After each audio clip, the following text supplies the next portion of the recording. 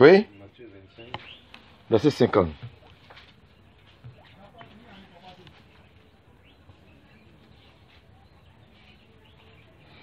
Personne n'a trouvé? Matthieu 25, verset 50, je lis.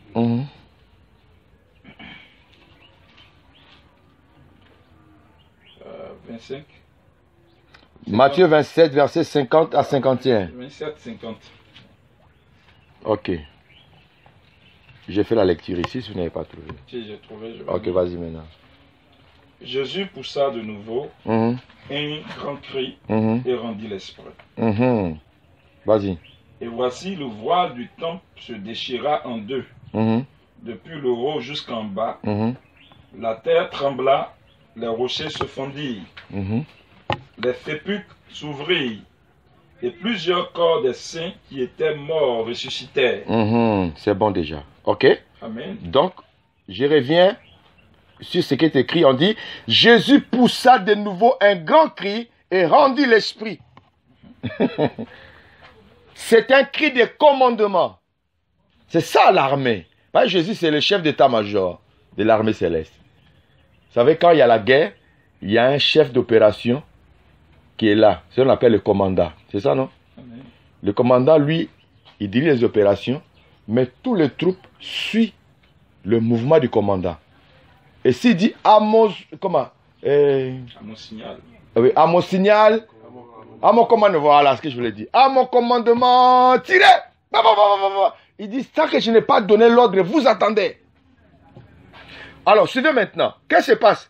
Quand Jésus est crucifié à la croix, il devait maintenant faire son entrée dans le tabernacle céleste pour aller inaugurer ce tabernacle-là. Amen. Amen. Qu'est-ce qu'il fait? Il avait dit, Jésus poussa un grand cri. C'est un cri de commandement. Et ce cri de commandement a ordonné ce jour-là la cessation du fonctionnement du tabernacle terrestre.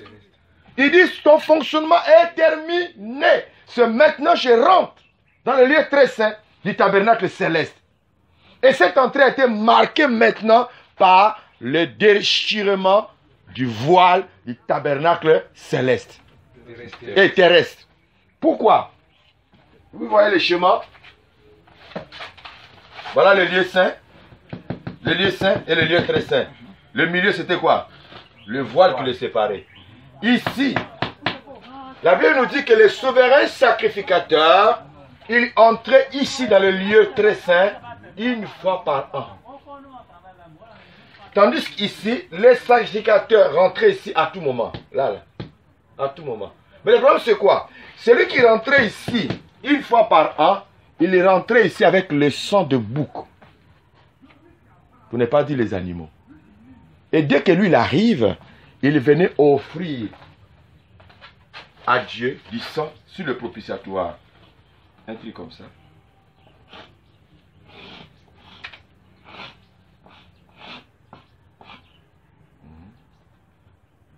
Là, il y a deux chérubins avec leurs ailes. Et puis au milieu là, c'est ici, ils mettaient du sang. Au milieu, ils mettaient du sang pour que Dieu, par sa grâce, descende pour pardonner le péché des enfants d'Israël. Et Dieu descendait dans sa gloire qu'on appelle le Shekinah. Et quand Dieu descendait quand il voit le sang, la présence du sang. Maintenant, la Bible nous dit que tout ce que le souverain sacrificateur faisait dans le tabernacle terrestre, cela ne nous a pas permis d'atteindre la perfection. Parce que chaque fois, il faut renouveler ça, chaque année. Il faut renouveler, faut renouveler. Mais Jésus vient avec son propre sang, il va faire son entrée dans le lieu très saint, avec son propre sang, pour obtenir ce qu'on appelle la rédemption éternelle. C'est ainsi quand il a poussé le cri, la Bible dit, il a rendu l'esprit, et qu'est-ce qui se passe maintenant? Le voile est déchiré. Cela veut dire que Christ vient de faire quoi? Son entrée dans le lieu très saint du tabernacle céleste. C'est à cause de ça que j'ai dessiné ces choses-là, pour que vous ayez une idée. Parce que son entrée dans les tabernacles célestes, c'est là que les choses vont commencer maintenant à changer dans le système de fonctionnement du tabernacle et du sacerdoce. Quelqu'un comprend? Amen. Lisons le verset 12, toujours Hébreux 9.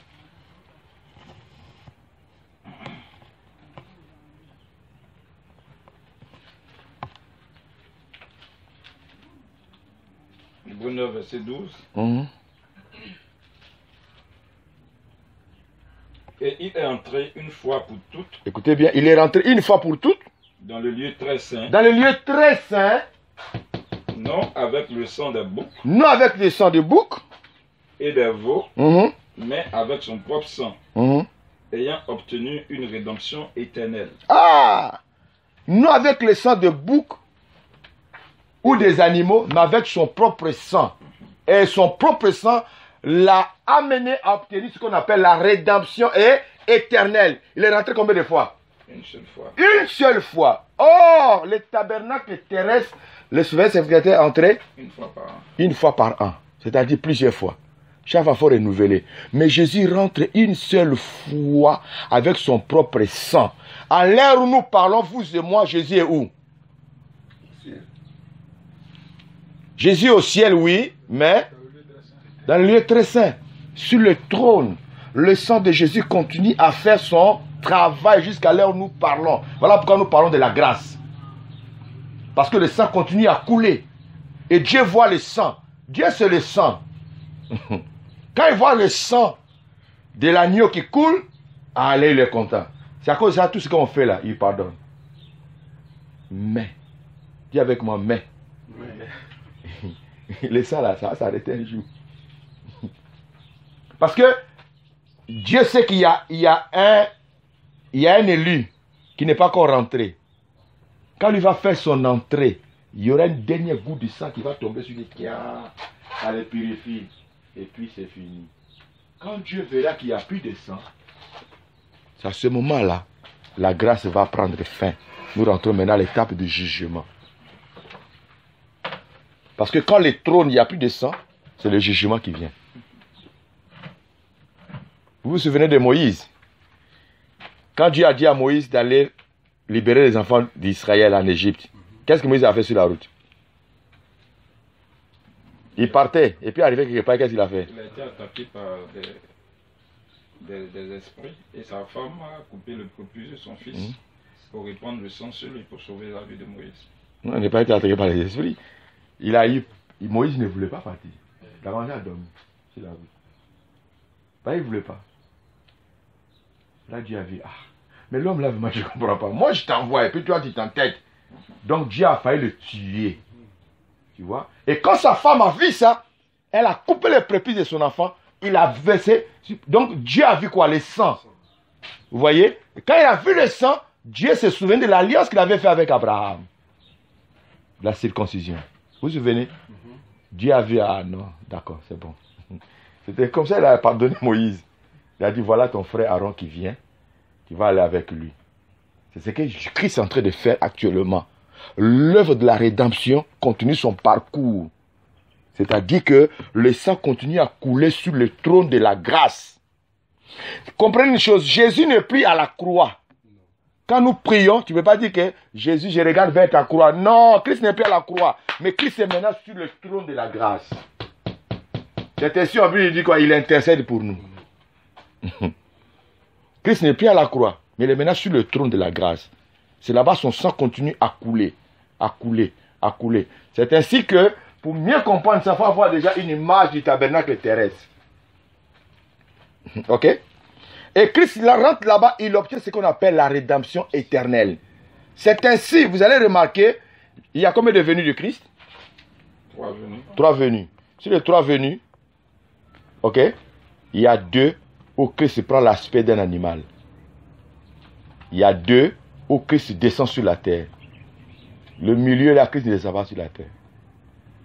Il est calé dans les airs. C'est là-bas l'église vient à sa rencontre. Mais sa première venue, il est descendu sur la terre. Il est né comme tout enfant. Il est venu comme Seigneur et Sauveur pour nous les nations. Il est venu comme le Messie pour Israël.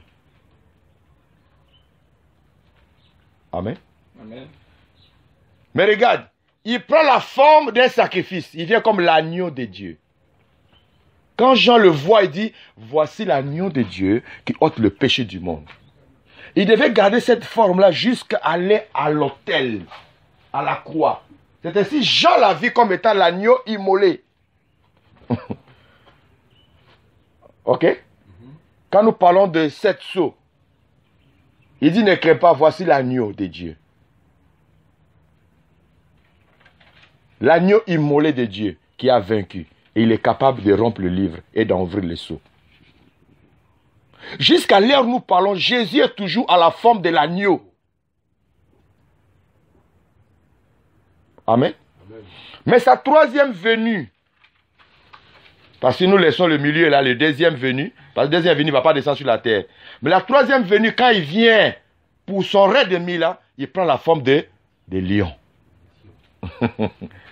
Voilà. Là maintenant, il vient comme étant le roi du roi. Il vient pour régner sur la terre pendant le millénium, on appelle le règne de 1000 ans. C'est à ce moment-là que se venge. Il y aura plus, non, pardonnez-les, quand ils ne savent pas ce qu'ils font. Non, c'est fini ça. Oh, crucifiez-le, c'est fini. Il vient comme le roi pour régner sur la terre. Donc, dans ce processus de la rédemption, Christ vient comme un agneau de Dieu, comme un sacrifice. Et c'est dans ça nous sommes jusqu'aujourd'hui. Amen. Amen. Alors, comprenez maintenant une chose. Quand Christ rentre dans le lieu très saint, il verse son sang. Nous le voyons à la croix, mais c'était mystérieux. Pendant qu'il meurt à la croix, les voiles se déchirent en deux. Christ a fait déjà son entrée dans le lieu très saint. Il rentre avec le sang. Quand Dieu a vu le sang précieux, pur, Dieu a été émerveillé. Regardez, vous allez voir le temps, Christ meurt, il y a eu ténèbres. Oui. Vous voyez, non? Voilà. C'est le même cas quand Dieu voulait frapper Moïse. À ce moment-là, Dieu voulait frapper le monde. Et Christ a présenté son sang. Dieu a regardé, Dieu, oh, ok, c'est bon. C'est bon. J'accepte. Je pardonne. Il dit, Père, pardonne-le car ils ne savent pas ce qu'ils font. Or, il n'y a pas de pardon sans effusion de sang. Maintenant que Jésus rentre avec son propre sang et que le sang est accepté, ça a commencé à couler sur le ton de la grâce. Automatiquement, Dieu inaugure le tabernacle céleste. Le sacerdoce est inauguré. Maintenant, il faut changer tout le système. Il fallait maintenant amener tout le monde à comprendre que le sacerdoce a changé. Dès le moment où il y a changement de sacerdoce, il y a aussi changement de loi. C'est là où ça pose problème jusqu'à aujourd'hui. Amen. Amen. Le premier ignorant, c'est le peuple Israël. Après vient nous les nations. Comme je l'ai dit tantôt, que l'ancienne alliance est trop têtue. Elle veut toujours montrer que je suis là. C'est ainsi que je vais vous amener étape par étape pour que vous compreniez quand Christ prend, quand le sacerdoce céleste commence à fonctionner, comment il a changé le système. Ce qui a changé jusqu'à l'heure où nous parlons. Cela est très important, très capital pour l'église de Jésus-Christ. Amen. Ok? Parce que le tabernacle de Moïse a cessé de fonctionner. Vous allez vous rendre compte que quand le voile fut déchiré, c'est un symbole fort pour dire aux Juifs que ce tabernacle a pris fin. Amen. Son système de fonctionnement aussi a pris fin. Tout devient maintenant spirituel. Tout devient maintenant spirituel. Christ maintenant devait construire un sacerdoce nouveau qui n'a rien à voir avec le sacerdoce terrestre. Alors nous allons aller maintenant étape par étape pour entrer maintenant dans les eaux profondes par la grâce de Dieu. Dis Amen.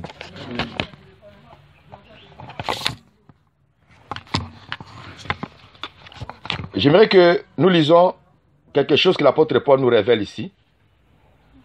Galates chapitre 4.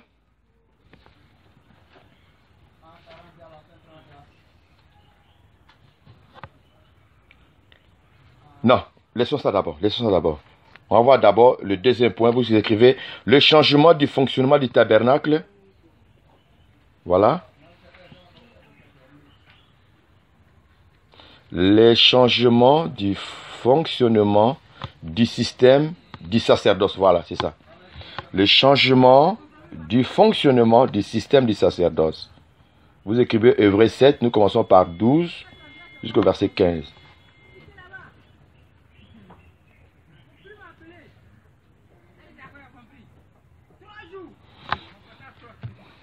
On peut faire la lecture? Oui. Ok. Hébreux 7, verset 15. Non, on commence à dire, oui. Non, on commence à partir du verset 12 jusqu'au verset 15. Hébreux 7, verset 12. Car le sacerdoce étant changé, nécessairement aussi il y a un changement de loi. En effet, celui de qui ces choses sont dites, écoutez bien, appartient à une autre tribu. À une autre tribu. Regardez, celui à qui ces choses sont dites appartient à une autre tribu que Moïse. Vas-y. Dont aucun membre n'a fait le service de l'autel. Amen. Amen. Nous avons ici le tribu de Lévi. On a étudié ça le samedi passé. Lévi a fait donner naissance aux 3 enfants. Ok. Gershon, Kehat et Merari. Maintenant, regarde. Dieu change le sacerdoce. Automatiquement qu'il change le sacerdoce, la personne dont on appelle le sacrificateur, ou alors le souverain sacrificateur, dans le changement de sacerdoce, ne fait pas partie de la tribu de Lévi. Il y a problème. Je ne sais pas si vous comprenez. Amen. Or, la loi disait, pour être sacrificateur, il faut forcément sortir de la famille de Lévi. Or, la famille de Lévi, c'est la famille, pardon, le tribu de Lévi, c'est le tribu que Dieu a mis à part pour le sacerdoce. Si tu ne fais pas partie de la famille de Lévi et que tu mets la main dans le sacerdoce, tu seras quoi? Frappé de mort. Frappé de mort. Maintenant, regarde ici les choses qui commencent à se compliquer. On dit la personne dont il est question ici, il ne fait même pas partie de la tribu dont Moïse a parlé du sacerdoce. Alors on va descendre, on va comprendre ça encore mieux. Je crois que vous comprenez au moins de qui il s'agit. En effet, celui de qui ces choses sont dites appartient à une autre tribu, dont aucun membre n'a fait le service de l'autel. Voilà. Vous allez comprendre directement que nous descendons là. Regardez, nous arrivons là. Tribu de Juda. Vous comprenez? Dans les tribus de Juda, personne n'a fait le service de l'autel là-bas. Personne. C'est-à-dire que Dieu est en train de nous pousser à l'accomplissement de la prophétie, des paroles prophétiques de Jacob sur son enfant, Juda. Vous comprenez ça, non? Hein? Lis, continue, regarde. Car il est notoire que notre Seigneur est sorti de Juda. Voilà, maintenant les choses s'éclaircissent. Il est notoire que notre Seigneur est sorti d'où? De Juda. Vas-y. Tribu dont Moïse n'a rien dit pour ce qui concerne le sacerdoce. Amen. Or, dans les tribus de Juda, là-bas, ils sont de... Quelles sont la qualification des personnes qui sortent là-bas, dans ces tribus-là? C'est des rois. Or, lisons Hébreux 7, là, verset 1. En effet, ce Melchisedec, roi de Salem, Roi de Salem, sacrificateur du Dieu très haut. On prend que ces deux attributs-là. On dit Melchisedec, roi de Salem, sacrificateur du Dieu très haut. Ouais, il est qualifié comme roi et sacrificateur. Je veux que vous retenez cela. Dès le moment où Christ rentre dans le lieu très saint avec son propre sang, automatiquement les sacerdotes célestes se mis à fonctionner. Et dès que les sacerdotes célestes se mis à fonctionner, qu'est-ce qui arrive aux sacerdotes terrestres? Changement de sacrificateur. La cessation, c'est fini. C'est fini, tu ne dois plus fonctionner. Maintenant, Christ vient avec un nouveau système pour dire les sacerdotes quittent les tribus de Lévi pour aller où? Dans les tribus de Juda. C'est les choses que je devais comprendre d'abord. Amen. Moi, quand je me suis converti, mon père spirituel ne cessait pas de nous dire que lui, il est Lévi. Il dit, moi, je suis Lévi. Donc, en un mot, il voulait dire que je suis quelqu'un qui est vide de l'évangile. Je suis consacré pour l'œuvre de Dieu. Donc, je suis Lévi. Bon, comme nous, on ne maîtrisait pas encore la parole de Dieu, on comprenait ça, on voyait ça normal. Voilà. Et quand Lévi, la loi l'obligeait de se marier avec une femme vierge. Donc, il appliquait toutes ces choses-là. Mais c'est l'ignorance. À l'heure où nous parlons, un pasteur ou bien un homme que Dieu a mis à part pour son service, il ne peut jamais dire qu'il est Lévi. Non. Nous, on n'est plus de ce sacerdoce-là. Nous faisons partie du sacerdoce royal. Dis avec moi, royal. Royal. On ne fait plus partie du sacerdoce lévitique. Ok? Oui. Donc, qu'est-ce que Jésus fait? Il change les tribus. C'est-à-dire les tribus de Juda prend maintenant le sacerdoce en main. Lévi a perdu le sacerdoce. Vous comprenez déjà l'accomplissement du pain et le vin. Vous comprenez ça maintenant? Christ a commencé à accomplir ça à la croix, à Golgotha. C'est ainsi qu'il est dit, il y a changement de loi. Non, les sacerdoces étant changés, il est nécessairement qu'il y ait aussi changement de loi. Il est notoire que notre Seigneur Jésus vient de la tribu de Juda. Amen. Amen. Or, nous le savons qu'il y a 3 venues du Christ, jusqu'à ce que le Christ viendrait installer son trône sur la terre pendant le règne de 1000 ans. Juda régnera toujours. Ça, c'est la première des choses que vous devez comprendre. À l'heure où nous parlons, dès que Christ a fait son entrée dans le lieu très saint, automatiquement, les sacerdoces a changé de tribu. Dieu enlève ça dans le tribu de Lévi pour envoyer ça dans le tribu de Juda. Amen. Amen. Je pense que ce n'est pas compliqué pour comprendre. Amen. Et tu as fini la lecture? Tu es arrivé jusqu'au verset 15? Non. Vas-y. Car il est notoire que notre Seigneur est sorti de Juda, tribu dont Moïse n'a rien dit pour ce qui concerne le sacerdoce. Cela devient plus évident encore, il paraît. Un autre sacrificateur à la ressemblance de Melchisédek, institué non d'après la loi d'une ordonnance charnelle, mais selon la puissance d'une vie impérissable. Car ce témoignage lui est rendu. Tu es sacrificateur pour toujours, selon l'ordre de Melchisédek.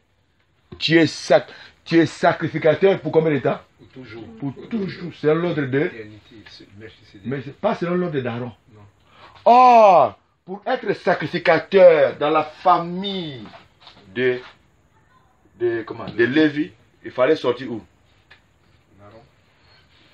Dans quelle famille? De Kehat. Kehat. Oui. Ici, c'est l'ordre d'Aaron. C'est lui qui choisit des sacrificateurs. C'est lui. Mais lui, il n'est pas sacrificateur selon l'ordre d'Aaron. Lui, les sacrificateurs sont l'ordre de Melchisédek, le Tout-Puissant lui-même, qu'il a établi sacrificateur. Regarde, Dieu dans sa souveraineté, il a changé le système du sacerdoce.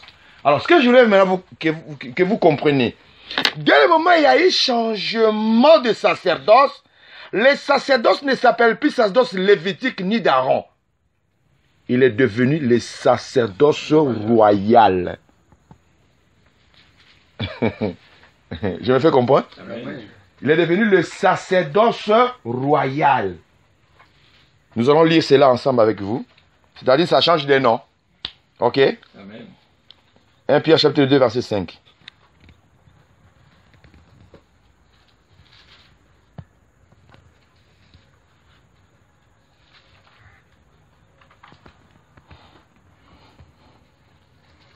Pierre 2.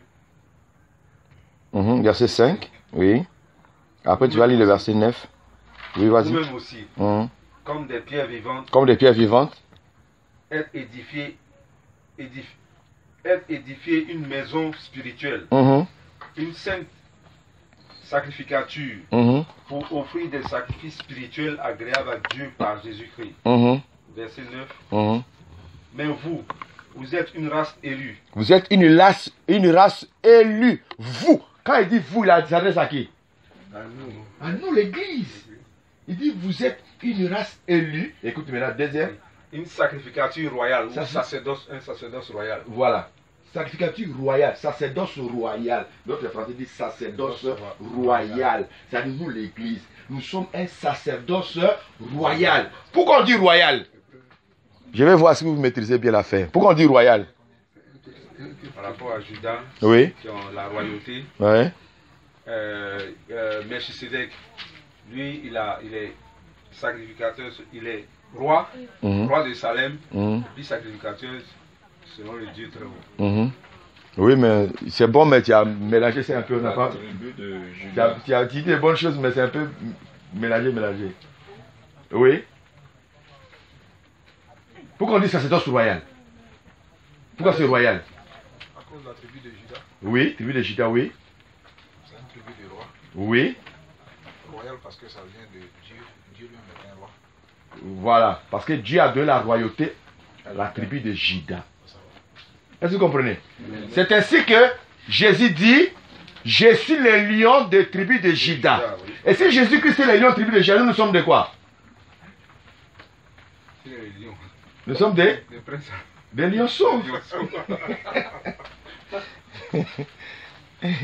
Amen. Maintenant, regarde ce que Jésus va faire maintenant.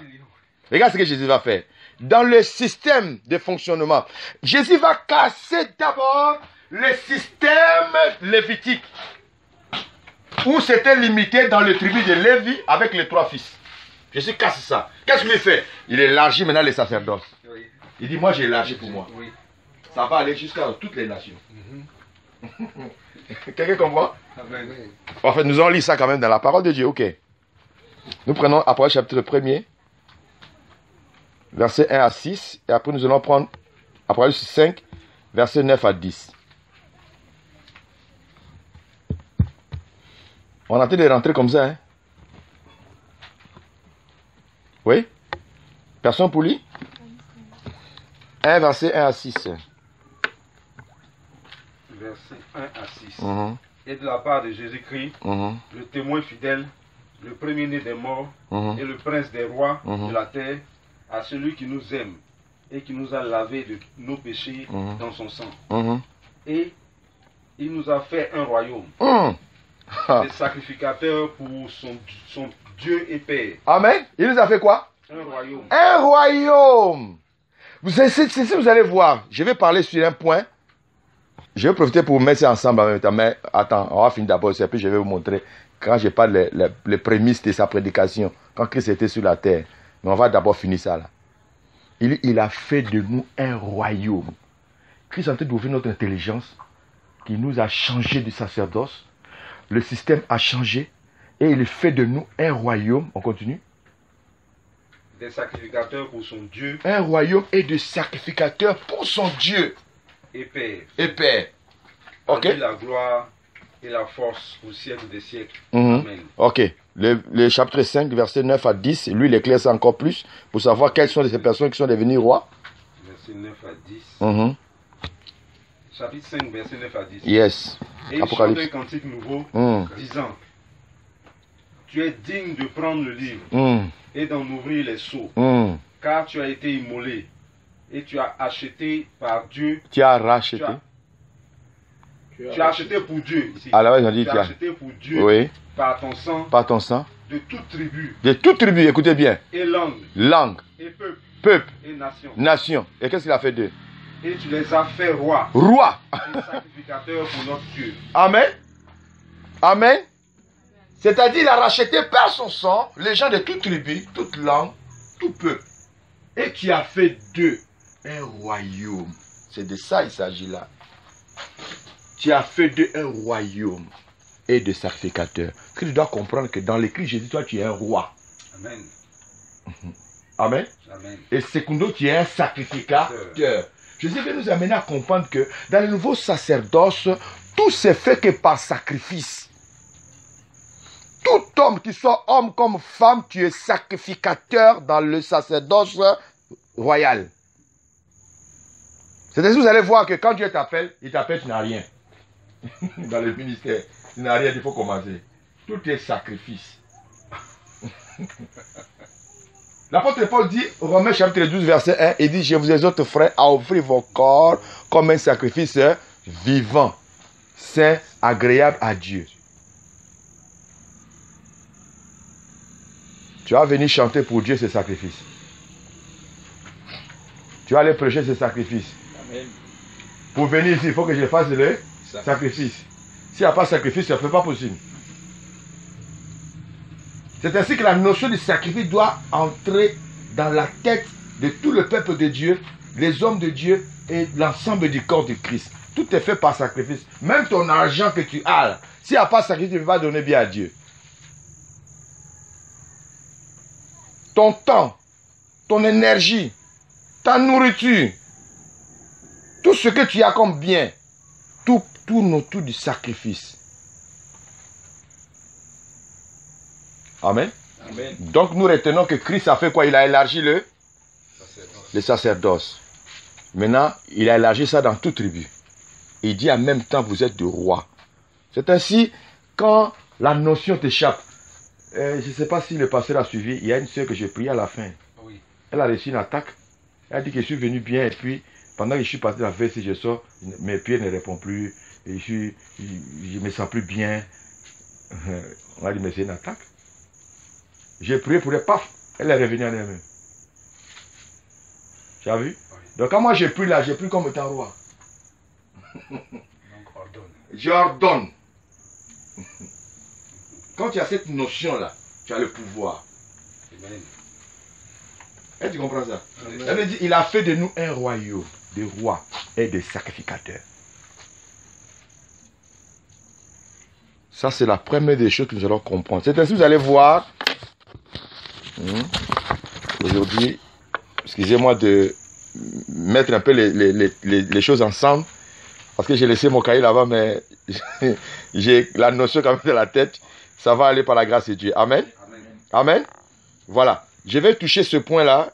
Attends, si j'ai fini ici. Ok, on va y arriver. On va toucher le troisième point. Les prémices du changement du sacerdoce dès le commencement du ministère de Jésus. Je reprends.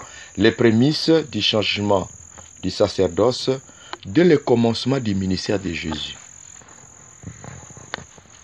Voilà. Jean chapitre 2, versets 1 à 3. J'aimerais que nous lisons ça, je vais expliquer. On va lire ça étape par étape, et puis je vais expliquer.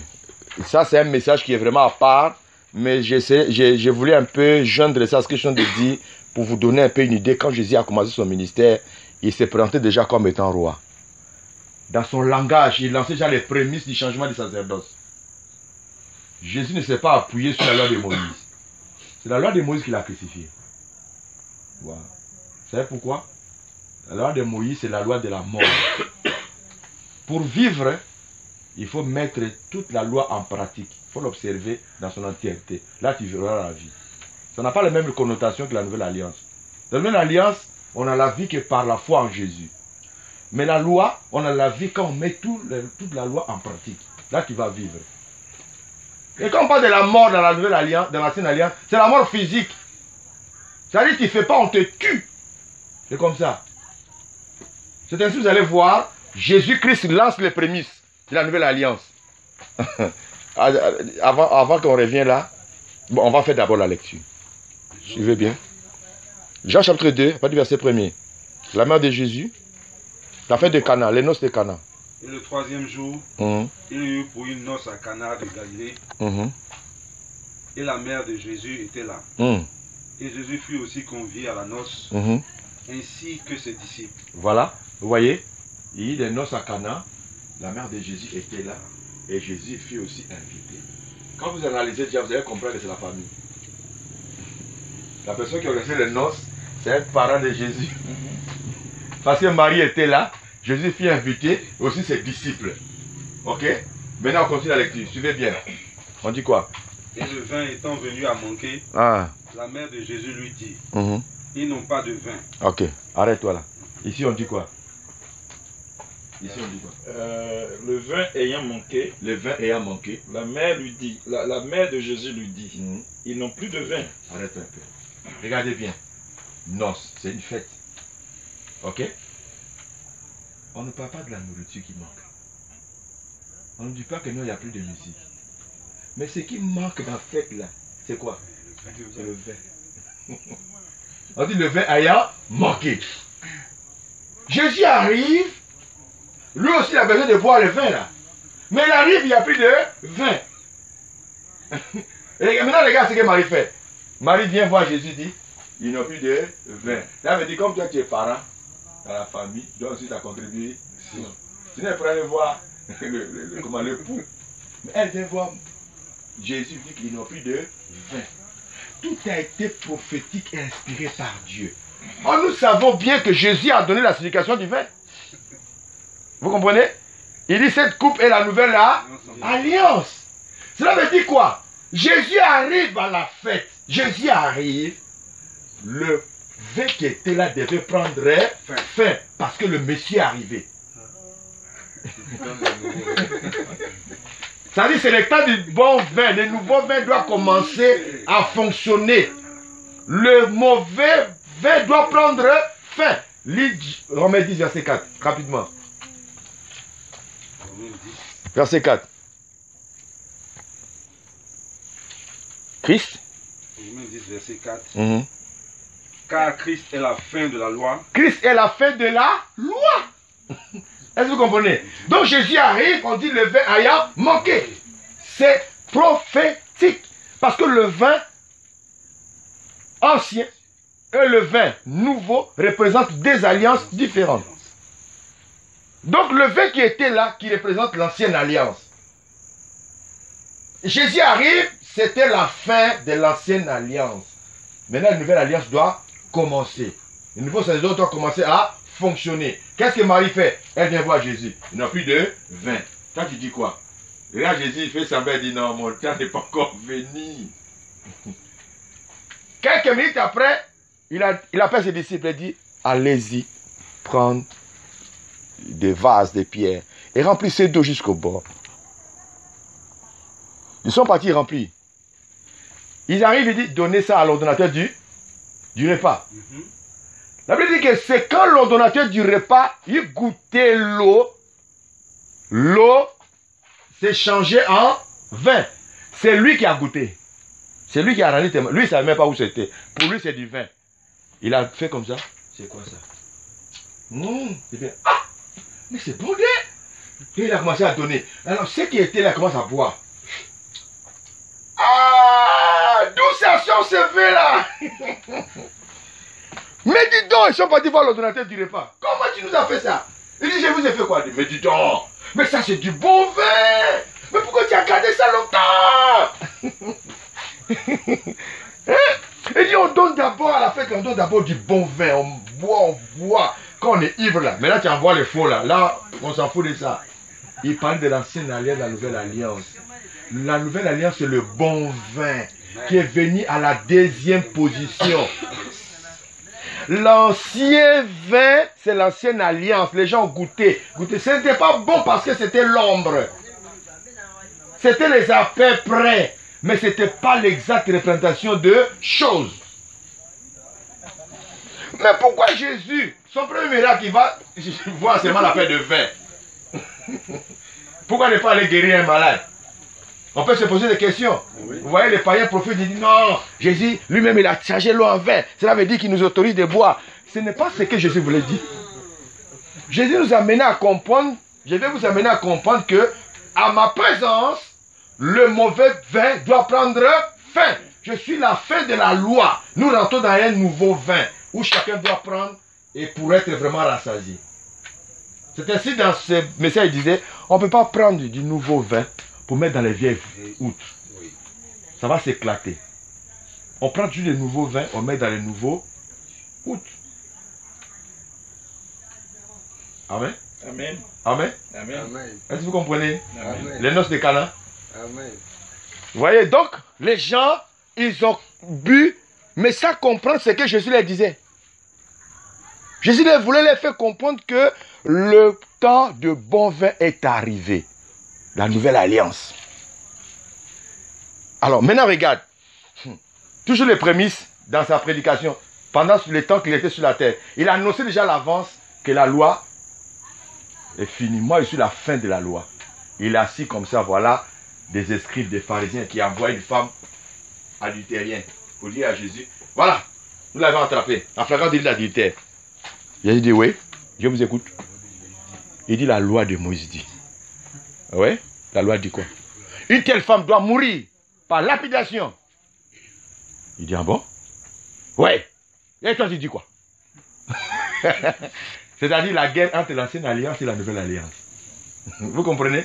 Les sacerdoces de Moïse ne veulent pas mourir. Lui, il veut toujours rester là.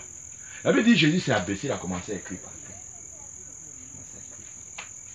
Et puis il a dit, ce que la femme a fait là, si parmi vous personne n'a jamais fait ça, il n'a qu'à prendre caillou là pour les lapider. Voilà, on va écrire. Donc voilà maintenant l'ancienne alliance et la nouvelle alliance. L'autre c'est la condamnation de la mort. Parce que c'est la loi. Elle pour elle, dent pour dent. Maintenant elle égale. Et même il avait dit accusé par leur conscience. Donc je crois bien que Michel qui était là dit, ah, moi-même hier là, j'étais avec Jacqueline. Comment je peux prendre un caillou pour lasser? Oh non, enfin, je sais que Dieu m'a vu quoi. Oh, il est parti. Alors Jean-Paul est resté. Jean-Paul aussi regarde, Michel est parti. Il dit, Michel, tu vas où? Il dit, ah, moi je sais pas. Il dit, mais si toi tu sais pas là, et puis c'est moi qui sais quoi. Lui aussi c'est cherché, il a suivi. Jean-Marie est resté. Il ne comprend pas. Lui aussi, sa conscience a commencé à le gronder. Je dis, ouais, c'est vrai, hein. Parce que je me souviens. Marie-Jeanne, avant de venir ici, j'étais avec elle. Hein? Il dit, Joe, attendez-moi, j'arrive. Chacun s'est cherché. Jésus relève la tête, il regarde, il voit qu'il n'y a plus de personnes, il n'y a plus d'accusateurs. Vous voyez la loi? La loi est faite pour nous accuser, pour nous condamner. Jésus dit à la femme, où sont ceux qui t'ont accusé? Il dit, il n'y a personne. Il n'y a personne, oui. Il dit, va. Moi, je ne te condamne pas non plus. C'est ce qu'il avait dit, il n'y a plus de condamnation pour ceux qui sont en Jésus-Christ. Vous comprenez? Christ nous donne la loi de la liberté. Lui, voit, la loi nous donne, la loi de Moïse nous donne la loi de la condamnation. Donc Jésus, avant de monter à la croix, il signifiait ça par ce message, par les actes qu'il posait, que lui il est venu apporter la grâce. Maintenant, regarde, il y a la femme quoi? Va et ne pêche plus. Tu as vu? Moi, je ne te connais pas non plus, mais va et ne pêche plus. C'est ça la grâce. Jésus voulait démontrer à ces pharisiens-là, le temps de la loi est terminé. Nous rentrons maintenant dans la grâce. Quelqu'un comprend? Amen. C'est ainsi vous avez vu que quand les gens criaient, Pilate dit, ok, nous avons ici 2 prisonniers. Comme c'est le jour de la Pâque, on doit libérer un. Alors nous avons le grand bandit que vous connaissez. On peut l'appeler le grand microbe. Un grand bandit reconnu dans tout Judée. Je dirais même tout Israël le connaissait. Gangster. Il dit Barabbas. Il a dit oui, on sait. Et puis deuxième prisonnier, c'est Jésus. Il dit oui, on sait. Maintenant, entre les deux là, de libérer qui? Et les gens criaient, libérez Barabbas. Frère, un bandit du quartier qui braque les gens, qui tue les gens, il a tué même leurs parents. Les gens criaient, libérez Barabbas, libérez Barabbas. Tout ça, c'est Jésus voulait démontrer que les choses ont changé. Je mets à ta place, toi je te donne la grâce. Barabbas, je ne te condamne pas non plus. Va, mais ne pêche plus. Tu vois? Donc Jésus donnait déjà des prémices que les choses ont changé. Les choses ont changé. Et les pharisiens arrivés à un moment, ils ont compris. Ils ont compris parce qu'ils ne comprennent pas, la mission ne respecte pas la loi. Jésus guérit un malade le jour de sabbat. Et le malade se lève avec sa natte et puis il va. Les pharisiens avaient dit, il y a quoi? Non, Jésus m'a guéri. Ah, oui, c'est les jours. Il dit, la loi de Moïse dit, sabbat là, on ne travaille pas. Il dit, mais lui m'a dit de prendre mon lit, de me lever puis de marcher. Ouais, la guerre entre la loi et la grâce. Les choses ont changé et ils ne savent pas. Or, la parole de Jésus devait les amener à comprendre que l'ancien sacerdoce là est déjà fini. Vous voyez? Donc, le Messie aussi il prend sa position. Il dit, ah, lui m'a dit de prendre mon lit et puis de marcher. Et puis vous me dites que, frère, imaginez un peu un frère qui était paralytique, malade pendant 38 ans. Tu ne marchais pas. Maintenant tu as marché. Et puis quelqu'un te dit que dépose. Waouh! Allez, couche-toi. Faut attendre quand le sabbat va finir. Imaginez un peu. Les gars, dit pas question. Moi, je suis cet homme-là. Ok? Vous allez vous rendre compte que ce monsieur a été chassé même. Mais Jésus l'a accepté. C'était des signes que Jésus donnait déjà. Pour leur dire qu'il y a un changement. Un changement. Donc, ils comprenaient. Quelle est cette nouvelle doctrine? À cet homme-là. Et puis, il prêche avec autorité. Il ordonne, les malades sont guéris. Tu vois? Et dans son message, a commencé par Jean. Jusqu'à lui dire quoi?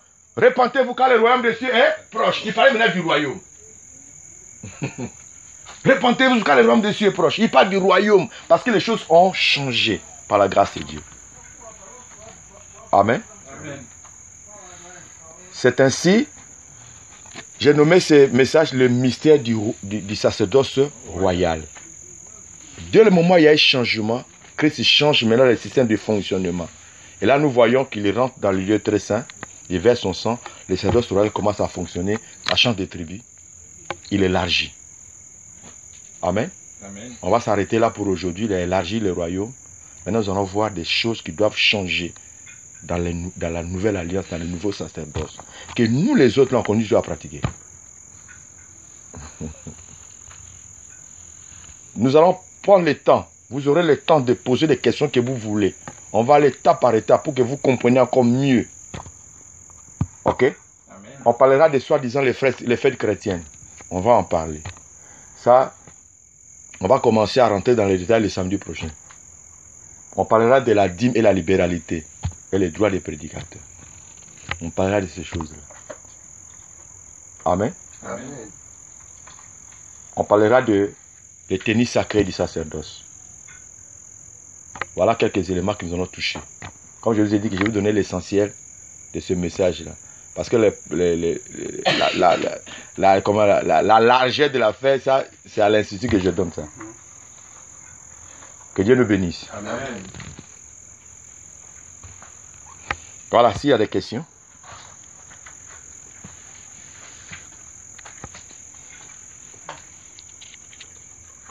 Déjà, il a failli combattre ça, mais j'ai fait quand même un effort pour donner Voilà.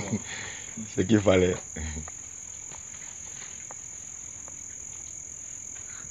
Il reste de l'eau à l'institut. Ouais.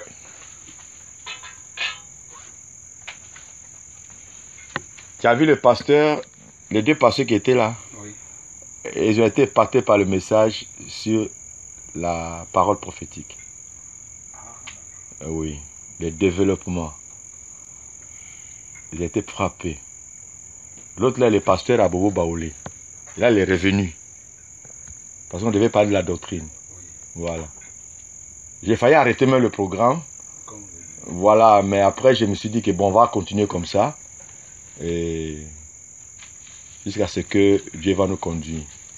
Voilà. Mais le système de prêcher avec des pasteurs, ça continue. Voilà. Parce qu'après ici, je vais prendre à Bobo 2 plateaux. Et puis je vais avancer comme ça. On va aller jusqu'à l'intérieur. Ouais. Et après, maintenant, on va aller d'une nation à l'autre. Voilà.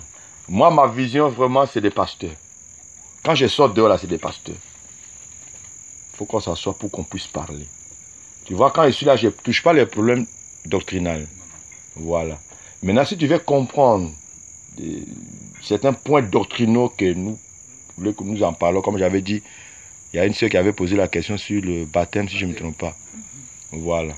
Donc ça, si le pasteur est d'accord avec ça, là, on peut aborder le sujet en question. Voilà. Parce que je sais que tout ce qui est la vraie parole, il n'y a pas de point d'ombre dedans. C'est clair et net. Mais quand c'est du faux, là, ça crée de flou dans la tête et puis on ne comprend pas trop. Et puis à la fin, on te dit, non, c'est un mystère, il faut accepter ça comme ça. Hein? Les choses cachées sont à l'Éternel. Les choses révélées sont en nous, ses enfants. Dieu nous révèle sa parole. Amen. Oui. Donc j'aimerais que vous reteniez ce soir, nous avons parlé de l'entrée du moins du Christ Jésus dans le sacerdoce céleste. Il est rentré avec son propre sang dans le lieu très saint. C'est là qu'il a inauguré le sacerdoce. Nous avons vu que la Bible dit que tant que le sacerdoce terrestre existait encore, le sacerdoce céleste ne devait pas fonctionner. Voilà. Et c'est devenu fonctionnel quand Christ est rentré dans le lieu très saint avec son propre sang. Pendant qu'il était encore sur la croix. Voilà. Et je vais vous dire quelque chose. Christ encore sur la croix, hein, il a fait 2 voyages. Il rentre dans le lieu très saint. Il prend son sang. Il finit, il descend dans le séjour des morts. Il libère les captifs. Il revient à la vie. Il rencontre ses disciples. Du pouvoir m'a été donné. Allez-y maintenant prêcher. Il monte. Il est resté là-bas comme intercesseur pour nous. Je sais pas si vous comprenez ça. C'est-à-dire, dans tiers de secondes, Christ à la croix, il fait des voyages, des navettes. C'est les démons qui ont su ça. Et ils ont vu. Satan mettait sur lui, mais tu es venu faire quoi encore ici dans ces jours démons? Il lui a arraché la clé. Ce qui fait qu'un enfant de Dieu est heureux. Paul dit la mort m'éteint, gain. Voilà. Mais dans l'Ancien Testament, la mort, ce n'est pas un gain. Ce n'est pas un gain. Parce que le sang précieux n'était pas encore versé. Ça posait un problème. Un problème. Dieu, si tu es né dans ce temps-ci là, il faut rendre gloire à Dieu. Ouais. Si c'est le temps de l'ancienne alliance, ça c'est pas bon. C'est pas bon. Si ce n'est pas la loi qui te tue, l'enfer t'entend là-bas. C'est ce jour des morts. Le diable a fait comme ça. Bon, ça ce n'est pas dans l'ordre du jour, mais je voulais dire que Christ est rentré dans le lieu très saint, il a offert son sang. Dès le moment où le tabernacle céleste a commencé à fonctionner, Christ change les tribus. Les tabernacles, du moins, changent de tribus. Tribu de Lévi, tribu de Juda. La tribu de Juda, c'est des rois. Et automatiquement, il a fait de nous un royaume et des sacrificateurs. Comme lui-même. Amen. Amen. Voilà. Je voulais apporter un éclaircissement sur ça. Ça fait partie des enseignements à la langue, mais comme c'est venu dans mon esprit, je vais vous apporter cet éclaircissement-là. Voilà. Il y a... Je ne sais pas s'il faut en parler maintenant. Ok. Je vais vous parler, puis vous allez vous mettre dans la Bible, ok? La Bible dit qu'il a fait de nous un royaume de sacrificateurs. Toute nation, tout peuple. Nous tous, dans les corps de Christ, nous sommes des sacrificateurs. Non, je laisse ça pour... Quand on va parler sur la dîme et les libéralités, je laisse ça parce que ça fait partie de ça. Voilà, je garde ça comme ça. Voilà, faut pas que je vais aller en besogne. Parce qu'il y a des pasteurs qui enseignent mal. Je reviendrai sur ça. Il y a des pasteurs qui enseignent mal sur la libéralité. Et j'en parlerai aussi. Voilà. Il y a d'autres qui enseignent mal sur la dîme. Mais je vais vous amener à la lumière de la parole de Dieu pour que vous-même vous examinez les Écritures. C'est ça. Voilà. Et ce n'est pas compliqué du tout, du tout. Tu vois? Tous les jeudis, je vais avec mes pasteurs. Tous les jeudis. Je prie avec eux et puis je les enseigne la parole de Dieu. Tous les jeudis. Et quand il y a un nouveau vent, des fausses doctrines qui soufflent, je les convoque tous. Moi, quand j'enseigne, je vous donne le choix. Vous vérifiez vous-même dans les Écritures. Et s'il y a quelque chose, donc, vous posez la question et puis on avance, quoi. C'est pas compliqué. Voilà, on ne fait pas comme les témoins de Jéhovah, tu le bombardes, dès qu'il est bloqué, il est fâché. Et puis les comment on appelle ça, les cris de minuit, oui.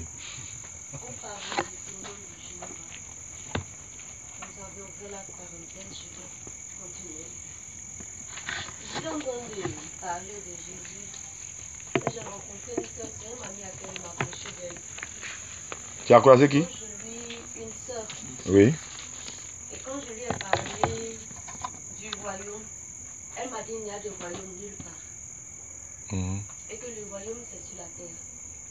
Parce que la parole de Dieu déclare que la mort ne sera plus, les souffrances ne seront plus. Elle a demandé, mais la mort ne sera plus. Est-ce que c'est au ciel que la mort est? C'est sur la terre que la mort est.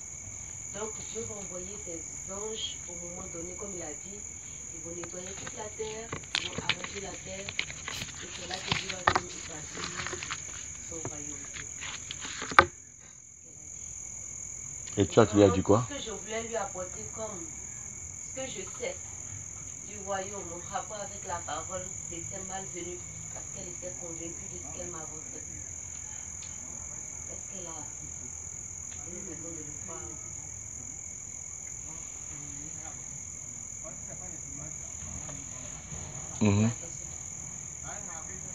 C'est une question, oui. Est-ce que c'est ici? Dieu va venir réparer ça pour revenir habiter dans ce truc-là. Où il a dit qu'il fait de la terre son marchepied. Et c'est là qu'il va venir établir son règne. Où est-ce qu'il a fait une nouvelle terre? Bon, ta question là, ça n'a rien à voir avec ce que j'ai enseigné. Quand vous avez abordé le problème, J'ai parlé de Jéhovah, mais je n'ai pas parlé de ce que tu me dis.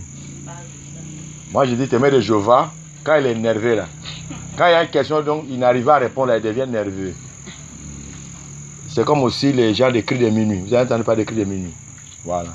Ils ont libéré leurs prophètes. Voilà. Donc, quand tu commences à discuter avec eux, tu vois, ils sont très nerveux.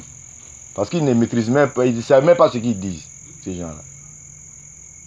C'est dans ce sens-là que je parle. Maintenant, où tu es arrivé là, je vois ça en deux volets. Hein? Il y a le règne de Christ. Il y a le règne de Christ sur la terre. Ok? Et même ils ne maîtrisent pas ça. Comment ça s'est passé? Je ne vais pas aborder ça aujourd'hui ici. Mais ce que je vais te faire comprendre, Christ régnera sur cette terre pendant 1000 ans. Ça n'a rien à voir avec ce qu'on appelle l'éternité. Voilà. Il y a les noces de l'agneau que nous attendons tous. Après les noces de l'agneau, viendra maintenant le millénium, le règne du Christ sur la terre. Après le règne du Christ sur la terre, la dernière étape, c'est l'éternité. Voilà. Alors, les témoins de Jéhovah confondent. Ils pensent que le règne de 1000 ans de Christ sur la terre, c'est ça qui est l'éternité. Non. Dans le règne du Christ de 1000 ans, les méchants seront là avec nous. Mais ils n'auront plus la grâce ou bien le pouvoir d'agir parce que leur maître sera aussi lié pendant 1000 ans. Alors nous parlons, si on a lié Satan, croyez-moi, la paix revient, ces pays ne vont plus exister. Des choses comme ces pays, l'Union européenne, comment on appelle ça? L'ONU, l'ONICI, tout ça, ça va plus exister. C'est-à-dire, on va sentir que toutes les mauvaises choses là disparaissent parce que leur maître est lié. C'est ce qui va se passer pendant le règne de Christ. On va lier le diable pendant 1000 ans. Voilà, donc, ça c'est un enseignement à part. Je ne veux pas que nous perdons le fil de ce que nous avons reçu.